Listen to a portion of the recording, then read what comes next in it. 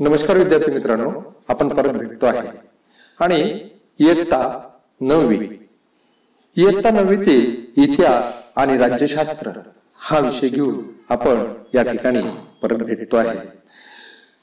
इतिहास आणि नागरिकशास्त्र यातही स्वातंत्र्योत्तर भारत हा भाग जो आहे 1961 ते 2000 पर्यंतचा हा भाग आपण या ठिकाणी अभ्यासतो आहे। विद्यार्थी मित्रांनो, यावेळेस हे शिकत असताना याच्या आधी आपण जवळपास 3 प्रकरण शिकलो आणि त्यानंतरच आता हे चौथं जे प्रकरण शिकायचं आहे ते म्हणजे कोणतं ते आपण पाहणार आहोत। ते म्हणजे आर्थिक विकास। आर्थिक विकास हे प्रकरण आपण यावर्षी म्हणजे यावेळेस आपण शिकणार आहोत। आता आर्थिक विकास हा जो अभ्यासक्रम आहे, आर्थिक विकास जे आहे ते आपण अभ्यासताना महत्वाची कोणती गोष्ट की या प्रकरणात आपण भारताचं जे आर्थिक धोरण आहे त्याचा सविस्तर अभ्यास करणार आहोत। एवढंच नाही तर सविस्तर अभ्यास म्हणजे नेमका काय करणार आहोत, तर त्यात सर्वात महत्वाचं आपल्याला शिकायचं आहे ते म्हणजे मिश्र अर्थव्यवस्था। मिश्र अर्थव्यवस्थेसोबतच आपण पाहणार आहोत ते म्हणजे पंचवार्षिक योजना। कारण भारत स्वतंत्र झाल्यानंतर जो काही आर्थिक विकास केला त्याचा अभ्यास आपल्याला करायचा आहे। तो कशाच्या माध्यमातून केला तर आपल्याला असं दिसते की पंचवार्षिक योजना असेल, त्याचं यश अपयश याचाही अभ्यास आपल्याला करायचा आहे। एवढंच नाही तर बँकांचं जे राष्ट्रीयकरण आहे हा महत्वाचा मुद्दा की बँकांचं राष्ट्रीयकरण करण्यात आलं त्याचाही आपल्याला अभ्यास करायचा आहे। 20 कलमी कार्यक्रम असेल, त्यानंतर 1991 नंतरचं आर्थिक नवीन धोरण ज्याला म्हणतो आपण, याचा सविस्तर अभ्यास आपण या प्रकरणात विद्यार्थ्यांना करणार आहोत। त्यातलं सर्वात महत्वाचं आहे पहिला भाग आपण शिकणार आहोत तो म्हणजे मिश्र अर्थव्यवस्था। आता जे मिश्र अर्थव्यवस्था आपण पाहणार आहोत त्या मिश्र अर्थव्यवस्थेत भारताने काय केलं, मिश्र अर्थव्यवस्था म्हणजे नेमकं काय याचा सविस्तर अभ्यास आपण या ठिकाणी करू। भारत स्वतंत्र होण्यापूर्वी भारतात इंग्रजांची सत्ता होती आणि भारतात इंग्रजांची सत्ता असतानाही इंग्रजांचं मुख्य धोरण हेच होतं की भारताची आर्थिक लूट करणे। म्हणजे मोठ्या प्रमाणात भारतातून संपत्ती हे इंग्लंडमध्ये गेलेली दिसते आपल्याला, विदेशात गेलेली आपल्याला दिसते। मग भारत स्वतंत्र झाल्यानंतर भारताकडे पूर्ण प्रशासनाची राज्य व्यवस्थेची सूत्र आली आणि ही सूत्र आल्यानंतर मग भारताच्या समोर अनेक समस्या होत्या। त्यातली सर्वात महत्वाची आर्थिक समस्या असलेली आपल्याला दिसते। मग भारत स्वतंत्र झाला, संपूर्ण राज्यव्यवस्था भारताकडे आली। मग भारताने ठरवलं की भारताने कोणत्या अर्थव्यवस्थेचा स्वीकार करावा, कारण त्यावेळेस जगात 2 अर्थव्यवस्था होत्या। एक होती भांडवलशाही अर्थव्यवस्था आणि दुसरी होती समाजवादी अर्थव्यवस्था। मग भांडवलशाही अर्थव्यवस्था म्हणजे नेमकं काय की ज्या अर्थव्यवस्थेमध्ये उत्पादनाची साधनं ही संपूर्ण खाजगी मालकीची असतात, वैयक्तिक मालकीची असतात, त्याला आपण भांडवलशाही अर्थव्यवस्था असं म्हणतो। आणि दुसरी ते म्हणजे समाजवादी अर्थव्यवस्था। मग समाजवादी अर्थव्यवस्था म्हणजे काय की ज्या अर्थव्यवस्थेत भांडवलाची किंवा उत्पादनाची जी साधनं आहेत हे संपूर्णच्या संपूर्ण साधनं सरकारच्या मालकीची असतात, त्याला समाजवादी अर्थव्यवस्था म्हणतो। मग भांडवलशाही अर्थव्यवस्था स्वीकारायची की समाजवादी अर्थव्यवस्था स्वीकारायची हा मोठा प्रश्न भारतापुढे होता। मग हा प्रश्न जरी भारतापुढे असेल तरीही भारताला यातून मार्ग काढणं फार गरजेचं होतं। मग त्यासाठी भांडवलशाही अर्थव्यवस्थेचा स्वीकार करायचा की समाजवादी अर्थव्यवस्था स्वीकार करायचा। त्यावेळेस भारताचे पंतप्रधान होते ते म्हणजे पंडित जवाहरलाल नेहरू। मग त्यांनी काय केलं की यातील जे चांगलं आहे, भांडवलशाहीतील जे महत्वाचे तत्व आहे, चांगले तत्व आहेत ते घेतले, समाजवादातले जे महत्वाचे तत्व आहे, चांगले तत्व आहेत ते घेतले आणि एक मिश्र अर्थव्यवस्था ज्याला म्हणतो आपण, ती नवीन मिश्र अर्थव्यवस्था भारताने स्वीकारलेली आपल्याला दिसते। मिश्र व्यवस्था जी आहे त्या मिश्र व्यवस्थेतील पुढील घटकांचा आपल्याला इथे अभ्यास करायचा आहे। त्यातलं एक तुम्हाला दिसते आहे ते म्हणजे सार्वजनिक क्षेत्र.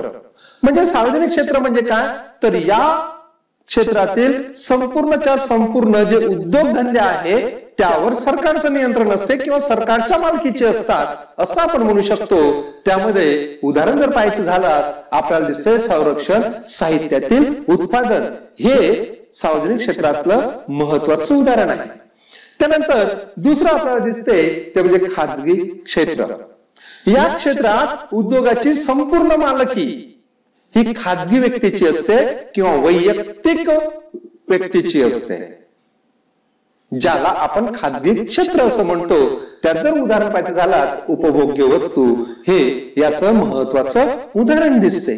त्यानंतर तिसरा मुद्दा आपल्याला दिसतो तो म्हणजे संयुक्त क्षेत्र. म्हणजे संयुक्त क्षेत्र म्हणजे काय की या क्षेत्रामध्ये काही जे उद्योगधंदे असे आहेत की ज्या क्षेत्रामध्ये खाजगीही लोकांचा वाटा आहे आणि सरकारचा सुद्धा वाटा आहे. म्हणजे सरकारचं व्यवस्थापन असते आणि खाजगी व्यक्तीचं भांडवल असते. असा जो एक उद्योग असतो त्याला संयुक्त क्षेत्र असं आपण म्हणतो. या माध्यमातून सुद्धा म्हणजे हे सुद्धा आपल्या अर्थव्यवस्थेचं म्हणजे मिश्र अर्थव्यवस्थेतलं एक घटक असलेला आपल्याला दिसतो. म्हणजे 3 घटक महत्वाचे आपण पाहिले, एक म्हणजे सार्वजनिक क्षेत्र, दुसरं पाहिलं खाजगी क्षेत्र आणि तिसरं पाहिलं ते म्हणजे संयुक्त क्षेत्र. मग मिश्र जी अर्थव्यवस्था आहे हे सुरळीत चालवण्यासाठी खाजगी क्षेत्र जे आहे किंवा जे सार्वजनिक क्षेत्र आहे यांच्यामध्ये सुसंवाद असणं महत्वाचं आहे. बरोबर आहे. मग मी तुम्हाला आधी सांगितलं की मिश्र अर्थव्यवस्थेत आपण काय केलं की भांडवलशाहीतील असेल काही समाजवादी अर्थव्यवस्थेतील जे असतील जे चांगले गुण आहे ते एकत्रित करण्याचा आपण या ठिकाणी प्रयत्न केला किंवा ते आपलं उद्दिष्ट असलेलं आपल्याला दिसते. आणि या अर्थव्यवस्थेत सगळ्यात महत्वाचं आहे देशहिताला प्राधान्य आहे. देशहिताला प्राधान्य दिले जाते आणि दीर्घकाळ विकासावर अधिक भर दिला जातो. म्हणजे पहा हे आपल्या मिश्र अर्थव्यवस्थेचं वैशिष्ट्य आहे. यामध्ये नफ्याची तर प्रेरणा असतेच, एवढंच नाही तर उपक्रमशीलता सुद्धा असते. त्याचसोबत नियम पालन ज्याला म्हणतो आपण आणि कालबद्ध नियोजन इत्यादी गोष्टी ज्या आहेत ह्या सुद्धा या मिश्र अर्थव्यवस्थेत पूर्ण केल्या जातात. त्याकडे दुर्लक्ष केल्या जात नाही. मग आपल्या असं लक्षात येते पुढे की भारताने ज्या अर्थव्यवस्थेचा जो स्वीकार केला तो अर्थव्यवस्थेचा स्वीकार करत असताना मग भारतासमोर मोठी समस्या होती की मोठा प्रश्न होता की मग मिश्र अर्थव्यवस्था घेतल्यानंतर आता आपण आर्थिक विकास कसा करायचा. मग त्यासाठी विद्यार्थ्यांना समजून घ्या महत्वाचं होतं. त्यावेळेस कुठलं तरी नियोजनाच्या माध्यमातून कुठलं तरी नियोजन करून आपला विकास आपण करायचा असं ठरवलं गेलं. आणि हे ठरवत असताना एक नवीन योजना भारतात आली ज्याला आपण पंचवार्षिक योजना असं म्हणतो. विद्यार्थी मित्रांनो ही पंचवार्षिक योजना भारताने कुठून स्वीकारली तर रशियामध्ये सुद्धा जेव्हा रशिया स्वतंत्र म्हणजे रशिया सत्तांतरण झालं, साम्यवादी सरकार जेव्हा रशियामध्ये आलं तेव्हा त्या सरकारनं जो रशिया मागासलेला होता त्याचा विकास करण्यासाठी ज्या पद्धतीनं नियोजन केलं, ज्या पद्धतीनं प्लॅनिंग केलं आणि त्या माध्यमातून एक सुदृढ अर्थव्यवस्था ज्याला म्हणतो आपण ते निर्माण केली, त्याच पद्धतीची भारताने सुद्धा प्लॅनिंग ज्याला म्हणू योजना म्हणू ती केली. त्याच धर्तीवर रशियाच्या धर्तीवर जिला आपण पंचवार्षिक योजना असं म्हणतो. मग ही पंचवार्षिक योजना जी आहे ती अत्यंत महत्वाची विद्यार्थी मित्रांनो. कारण भारत मी तुम्हाला सांगितलं की भारत जेमतेम स्वतंत्र झालेला होता आणि स्वातंत्र्यानंतर संपूर्ण अर्थव्यवस्थेची सूत्र म्हणा किंवा राज्यव्यवस्थेची सूत्र भारताकडे आली आणि भारतासमोर फार मोठा समस्यांचा डोंगर उभा होता. आणि त्या समस्यांमध्ये आर्थिक समस्या ही अत्यंत महत्वाची होती.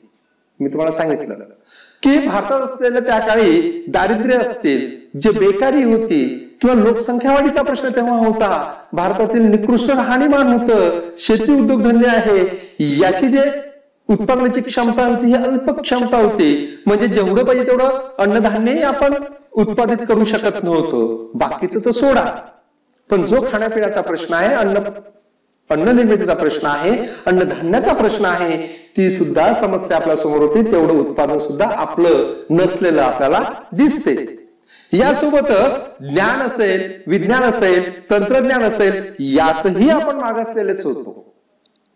मग हे सर्व समस्या असताना दारिद्र्य असेल, बेरोजगारी, लोकसंख्या वाढ असेल, निकृष्ट राहणीमान असेल किंवा अन्नधान्याची टंचाई असेल किंवा ज्ञान असेल, विज्ञान असेल, तंत्रज्ञान असेल, या सर्व याच्यात जर विकास करायचा असेल, जर प्रगती करायची असेल तर त्यासाठी कुठलं ना कुठलं नियोजन गरजेचं होतं. आणि ते नियोजन म्हणजेच आपण त्याला काय म्हणतो, पंचवार्षिक योजना म्हणतो.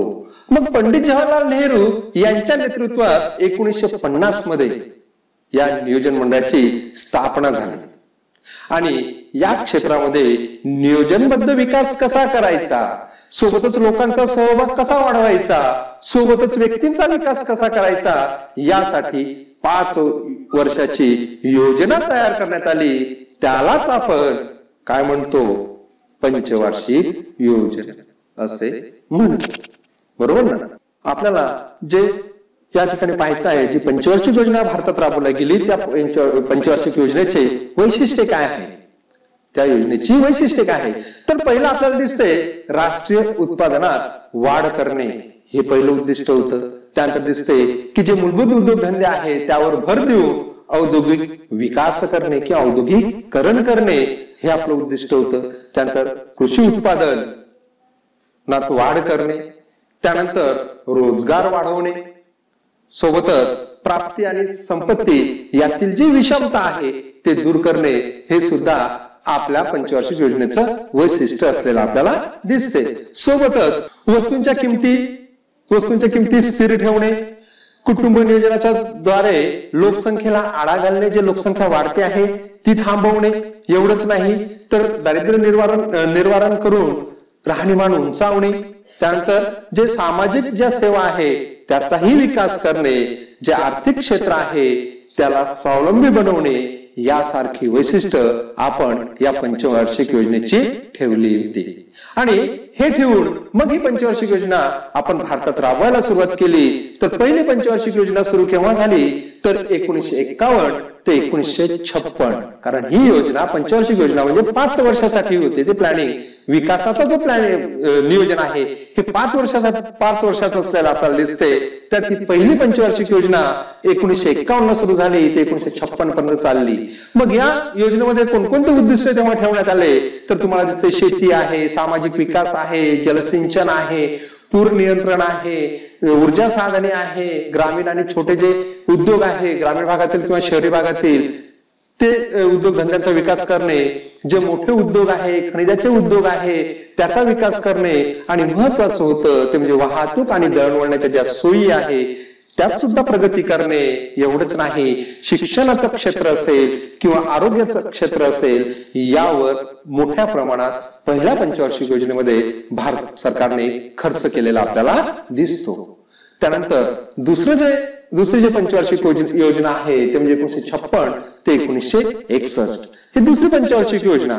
याही पंचवार्षिक योजनेमध्ये काही उद्दिष्ट सरकारने ठेवले आणि पंचवार्षिक योजनेमध्ये उद्दिष्ट ठेवलं म्हणजे नेमकं काय करायचं की या 5 वर्षात त्या पंचवार्षिक योजनेमध्ये त्या नियोजन मंडळाला विशिष्ट रक्कम दिली जायची आणि त्या क्षेत्रावर जे उद्दिष्ट ठरवलं आहे त्या क्षेत्रावर तेवढा खर्च करायचा आणि त्यात प्रगती घडवून आणायची, असं हे पंचवार्षिक योजनेचं नियोजन असलेलं होतं. आणि ह्या दुसऱ्या पंचवार्षिक योजनेमध्ये औद्योगिकरणाचं महत्वाचं वैशिष्ट्य होतं, जे औद्योगिकरण म्हणतो आपण.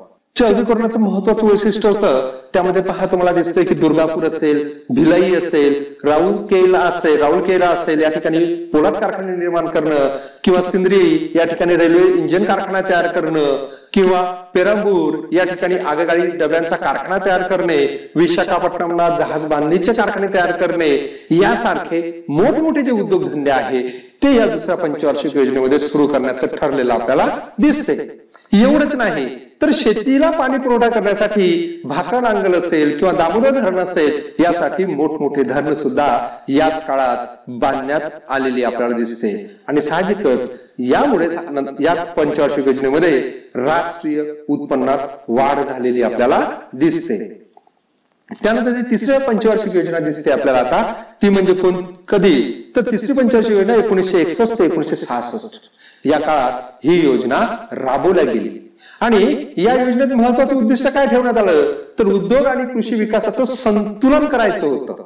म्हणजे उद्योगधंदा सुद्धा विकास करायचा होता, सोबतच जे कृषी क्षेत्र आहे, शेतीचं जे क्षेत्र आहे, या क्षेत्रात सुद्धा संतुलन म्हणजे विकास करायचा होता. म्हणजे दोन्ही क्षेत्रामध्ये उद्योगातही विकास करायचा आणि त्याच प्रमाणात कृषी क्षेत्रात सुद्धा विकास करायचा. या संतुलन साधण्याचं उद्दिष्ट या योजनेत आपल्याला दिसते.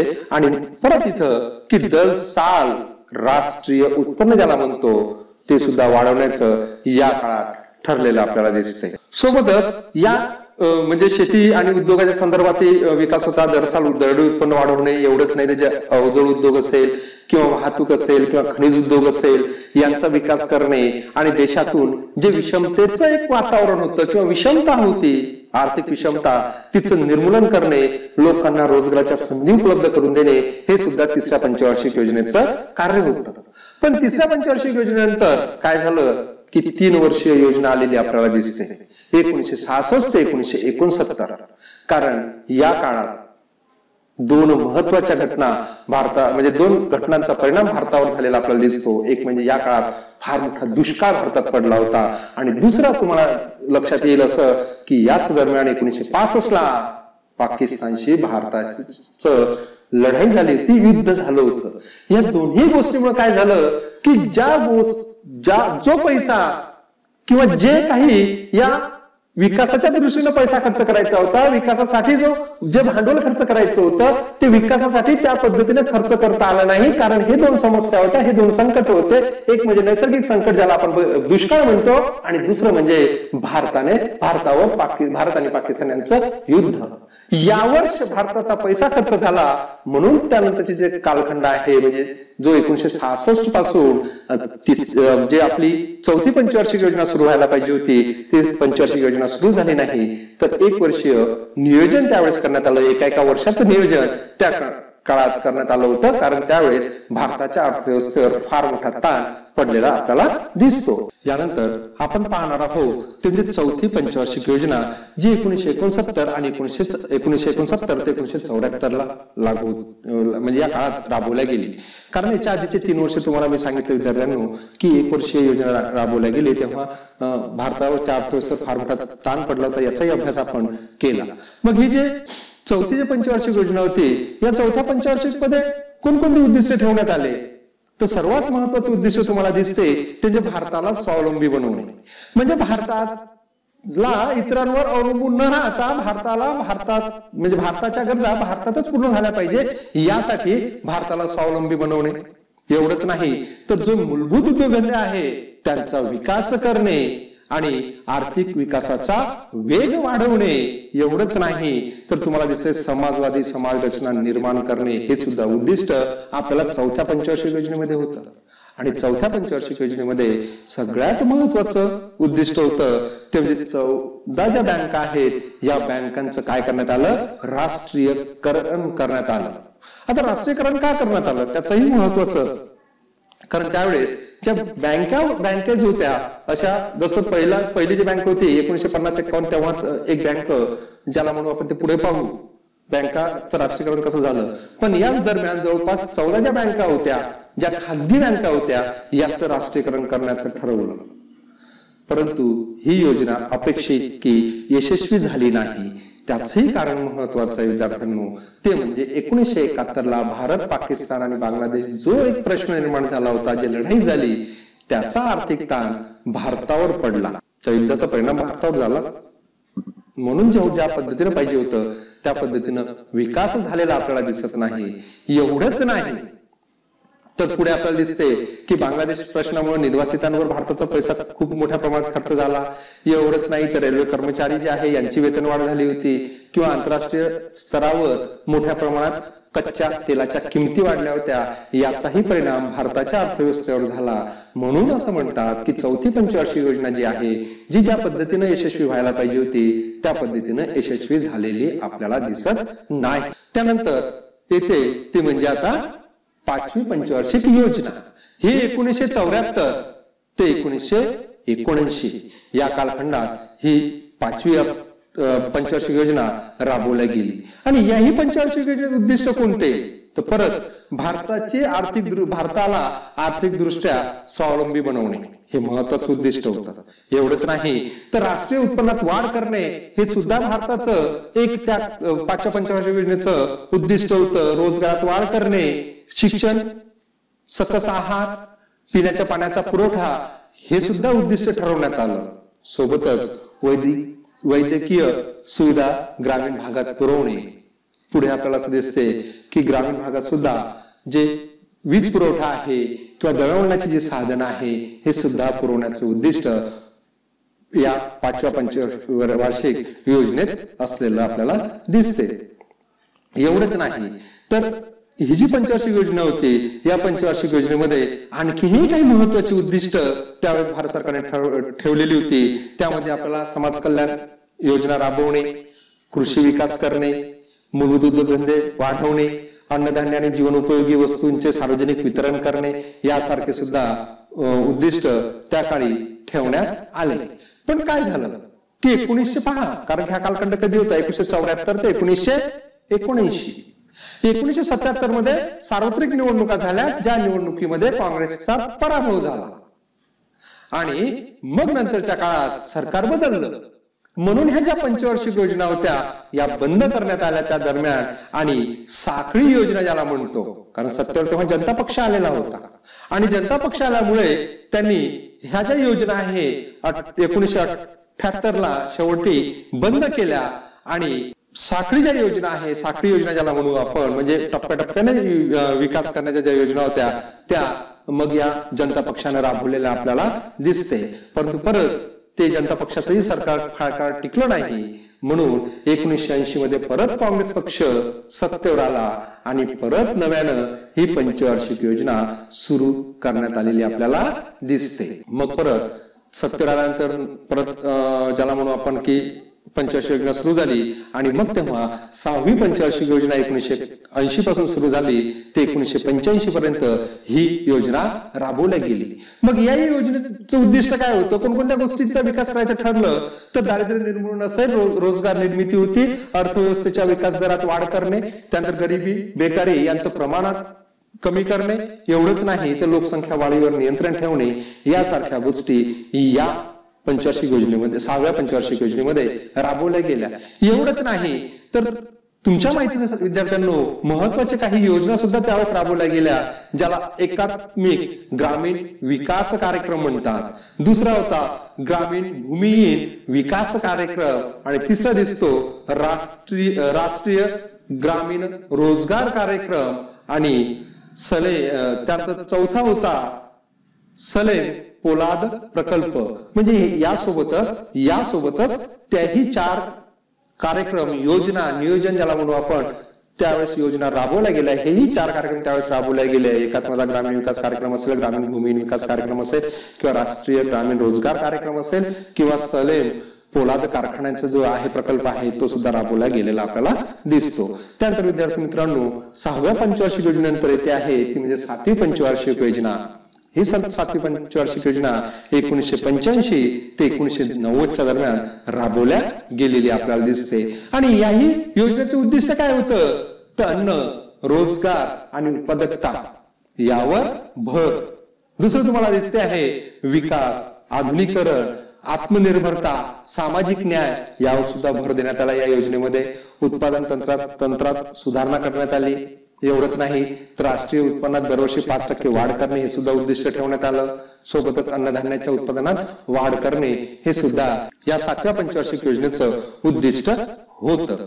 सोबतच या 7व्या पंचवार्षिक योजनेमध्ये जवाहर रोजगार योजना राबवल्या गेली. त्यानंतर इंदिरा आवास योजना ज्याला म्हणतो, त्यानंतर दशलक्ष विहीर योजना. सोबतच रोजगार निर्मितीसाठी या 7व्या पंचवार्षिक योजनेत हे महत्वाचे निर्णय होते. म्हणजे जवाहर रोजगार योजना असेल, इंदिरा आवास योजना असेल किंवा दशलक्षी विहीर योजना असेल, ह्या महत्वाचे उद्दिष्ट किंवा महत्वाचे कार्यक्रम या 7व्या पंचवार्षिक योजनेमध्ये राबवल्या गेले. त्यानंतर जो 8व्या पंचवार्षिक योजना दिसते आहे ती केव्हा सुरू झाली ते 1992 ते 1997. या दरम्यान ही 8वी पंचवार्षिक योजना राबवली गेली। या योजनेचं उद्दिष्ट काय होतं तर राष्ट्रीय उत्पन्नात वाढ करणे, जवळपास वाढीचा दर 6.5% राखणे हे उद्दिष्ट ठेवण्यात आलं। एवढंच नाही तर लोकसंख्येला आळा घालणे सोबत कुटुंब नियोजनाच्या कार्यक्रमाला उत्तेजन देणे हे सुद्धा उद्दिष्ट होतं। सोबतच प्राथमिक शिक्षणाचा सार्वजनिक विस्तार करणे हे सुद्धा उद्दिष्ट या कालखंडात ठेवण्यात आलं। सोबतच पंतप्रधान रोजगार योजना ज्याला म्हणतो ते सुद्धा याच 8व्या पंचवार्षिक योजनेत राबवली गेली।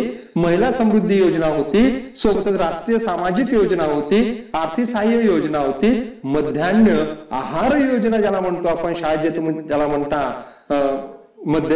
शाळेच्या सुट्टीमध्ये आपल्याला जी खिचडी मिळते ती मध्यान्ह योजना होती। इंदिरा गांधी महिला योजना असेल किंवा गंगा कल्याण योजना यासारख्या योजना सुद्धा याच 8व्या पंचवार्षिक योजनेमध्ये राबवलेल्या दिसतात। त्यानंतर जी आहे ती म्हणजे 9वी पंचवार्षिक योजना, जी केव्हा राबवली गेली 1997 ते 2000 या काळात ही योजना राबवली गेली। कृषी आणि ग्रामीण विकास यावर भर या अर्थव्यवस्थेत ठेवण्यात आला।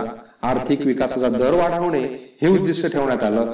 पायाभूत क्षेत्राचा निकोप, स्पर्धा निर्माण करणे, त्यानंतर परकीय गुंतवणुकीसाठी औद्योगिक धोरणाला दिशा देणे यासारखे कार्यक्रम या 9व्या पंचवार्षिक योजनेत राबवण्यात आलेले आपल्याला दिसतात। सोबतच काही आणखीनही कार्यक्रम यावेळेस राबवले गेले, ज्याला सुवर्ण जयंती शहरी रोजगार योजना आपण म्हणतो ते, किंवा भाग्यश्री बाल कल्याण योजना होती, राजेश्वरी महिला कल्याण योजना होती, सुवर्ण जयंती ग्राम स्वरोजगार योजना होती, जवाहर ग्राम समृद्धी योजना असेल किंवा अंत्योदय अन्न योजना होती। सोबतच पंतप्रधान ग्राम सडक योजना सुद्धा याच काळात राबवल्या गेलेली आपल्याला दिसते। याच काळात संपर्क जे व्यवस्था आहे या व्यवस्थेमध्ये सुद्धा किंवा सेवा क्षेत्रात सुद्धा मोठ्या प्रमाणात प्रगती झालेली आपल्याला दिसते। बांधकामाच्या क्षेत्रात असेल किंवा दळणवळणाच्या क्षेत्रात सुद्धा मोठ्या प्रमाणात वाढ या 9व्या पंचवार्षिक योजनेमध्ये झालेली दिसते। म्हणजे अशा प्रकारे विद्यार्थ्यांनो, आपण भारताचा जो आर्थिक विकास आपण भारताने केला हा एक नियोजन पद्धतीने केला, एक कुठलं तरी प्लॅनिंग केलेलं होतं। ज्या पद्धतीने भारताचा विकास हळूहळू का होईना पण झालेला आपल्याला दिसतो ते होत्या या पंचवार्षिक योजना। याचा सविस्तर अभ्यास आपण या तासिकेला केला आहे आणि यानंतर आपण पुढची तासिका जेव्हा घेऊन येईल तेव्हा याच प्रकरणातील पुढचा जो भाग आहे, बँकांचे राष्ट्रीयकरण असेल किंवा 1991 नंतरची स्थिती असेल किंवा 1991 नंतरचा भारताचा विकास असेल, याचा सविस्तर अभ्यास त्या तासिकेला आपण करू। इथे विद्यार्थी मित्रांनो, मी आपली रजा घेतो। धन्यवाद।